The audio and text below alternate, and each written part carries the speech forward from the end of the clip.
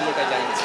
এবং বাংলাদেশের জাতীয় পতাকা হাতে নিয়ে বিক্ষোভকারীদের কেউ কেউ এই মুহূর্তে বাংলাদেশের জাতীয় পতাকা হাতে নিয়ে তারা উল্লাস করছেন এবং একে অপরকে কিন্তু সতর্কও করছেন যে আসলে এই যে কোনো মুহূর্তে বাড়িটি ভেঙে পড়তে পারে। এরকম মুহূর্তে বাড়িটি ভেঙে পড়লে সবাই আসলে আহত হতে পারেন একসঙ্গে, এই জন্য একে অপরকে সরিয়ে দিচ্ছেন। আমরা রাত ৮টা থেকে এখানে আছি, আন্দোলন শুরু হওয়ার আগ থেকে এখানে আছি, বিক্ষোভ বা ভাঙচুর শুরু হওয়ার আগ থেকে এখানে আছি। আমরা যা দেখতে পাচ্ছি এটা ইতিহাসে, বাংলাদেশের ইতিহাসে এক অনন্য দৃষ্টান্ত স্থাপন করছে, এক অনন্য মাইলফলক হয়ে থাকবে যে কোনো আইডিয়া যদি এভাবে চাপিয়ে দেওয়া হয়, কোনো কাউকে যদি আসলে জাতির হিসেবে চাপিয়ে দেওয়া হয়, কাউকে যদি মহান শ্রেষ্ঠ হাজার বছরের শ্রেষ্ঠ বাঙালি এভাবে বলে বোঝানোর চেষ্টা করা হয়, তাহলে মানুষের ক্ষোভ একদিন এভাবে আসলে তাদের সম্মিলিত তাদের যে যত প্রচেষ্টা রয়েছে সেই প্রচেষ্টার জবাব এইভাবে আসলে জনগণ আসলে একসাথে দেয়। এটাই কিন্তু আমাদের এখান থেকে আজকে আমরা দেখতে পাচ্ছি। এবং বারবার আমরা যেটা বলার চেষ্টা করছি যে যে কোনো মুহূর্তে বাড়িটি ভেঙে পড়তে পারে, কিন্তু সেই ঝুঁকির কথা তারা জেনেও আসলে কোনো ধরনের তারা এখান থেকে যেতে যাচ্ছেন না। তারা তাদের শেখ হাসিনার সঙ্গে যে তাদের পাওনা বা দেওয়ার বিষয় রয়েছে, বিচারের বিষয় রয়েছে, সেই বিষয়ে সেটা আসলে শেখ হাসিনাকে সামনে না পেয়ে তারা হয়তো এই ৩২-এর বাড়িটিকে তারা বেছে নিয়েছেন।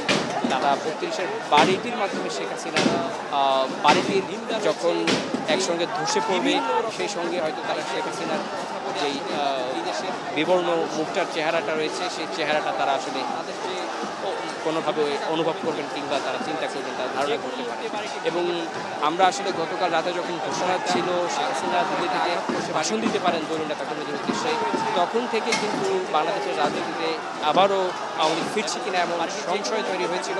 সেই সংশয়কে উড়িয়ে দিয়ে কিন্তু ছাত্র জনতা আবারও ৩২-এ এসে তারা কিন্তু দেখিয়ে দিচ্ছে, তারা বলছে যে এই মুজিববাদ কিংবা এই ধরনের কোনো আইডিয়া বাংলাদেশে আসলে চলবে না।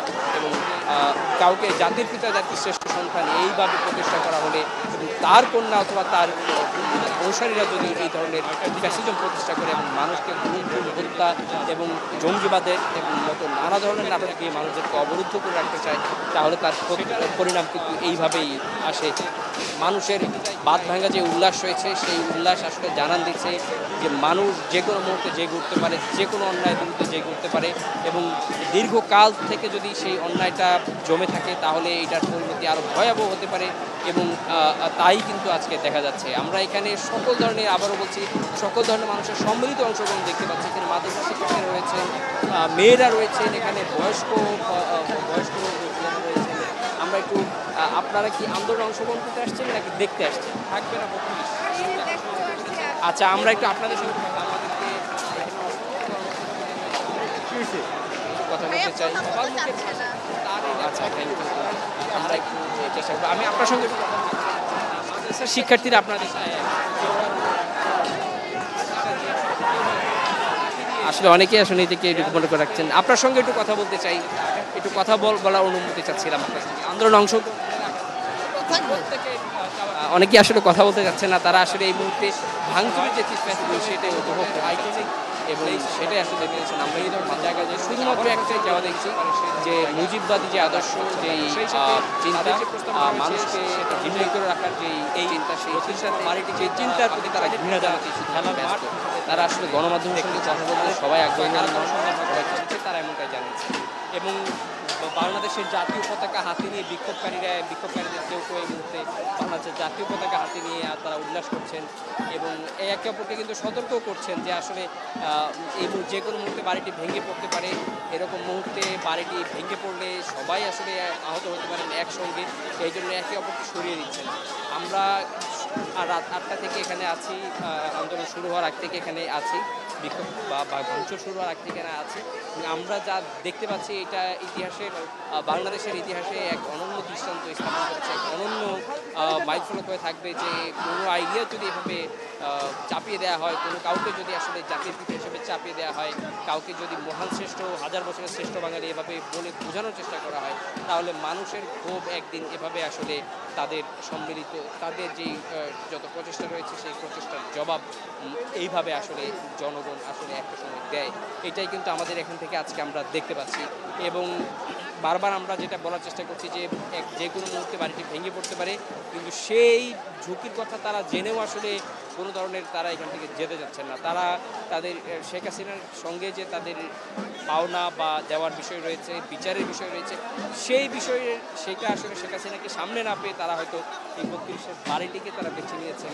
তারা ৩২-এর বাড়িটির মাধ্যমে শেখ হাসিনার বাড়িটির যখন একসঙ্গে ধসে পড়বে, সেই সঙ্গে হয়তো তারা শেখ হাসিনার যেই বিবর্ণ মুখটার চেহারাটা রয়েছে, সেই চেহারাটা তারা আসলে কোনোভাবে অনুভব করবেন কিংবা তারা চিন্তা করবেন, তারা ধারণা করতে পারেন। এবং আমরা আসলে গতকাল রাতে যখন ঘোষণা ছিল শেখ হাসিনা দিল্লি থেকে ভাষণ দিতে পারেন তরুণ নেতাকর্মীদের উদ্দেশ্যে, তখন থেকে কিন্তু বাংলাদেশের রাজনীতিতে আবারও আওয়ামী লীগ ফিরছে কিনা এমন সংশয় তৈরি হয়েছিল। সেই সংশয়কে উড়িয়ে দিয়ে কিন্তু ছাত্র জনতা আবারও ৩২-এ এসে তারা কিন্তু দেখিয়ে দিচ্ছে, তারা বলছে যে এই মুজিববাদ কিংবা এই ধরনের কোনো আইডিয়া বাংলাদেশে আসলে চলবে না এবং কাউকে জাতির পিতা জাতির শ্রেষ্ঠ সন্তান এইভাবে প্রতিষ্ঠা করা হলে এবং তার কন্যা অথবা তার অনুসারীরা যদি এই ধরনের ফ্যাসিজম প্রতিষ্ঠা করে এবং মানুষকে গুম হত্যা এবং জঙ্গিবাদের এবং মতো নানা ধরনের নাটক দিয়ে মানুষদেরকে অবরুদ্ধ করে রাখতে চায়, তাহলে তার পরিণাম কিন্তু এইভাবেই আসে।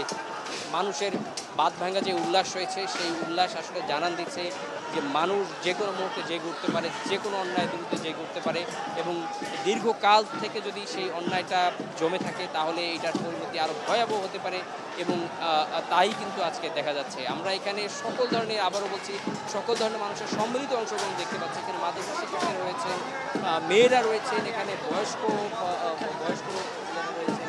আমরা একটু আপনারা কি আন্দোলনে অংশগ্রহণ করতে আসছেন নাকি দেখতে আসছেন?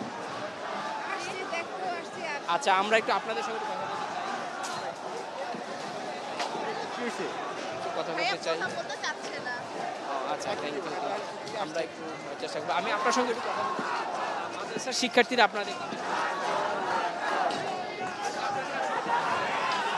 আসলে অনেকেই আসলে নিজেকে একটু গোপন করে রাখছেন। আপনার সঙ্গে একটু কথা বলতে চাই, একটু কথা বলার অনুমতি চাচ্ছিলাম আপনার সঙ্গে। আন্দোলনে অংশগ্রহণ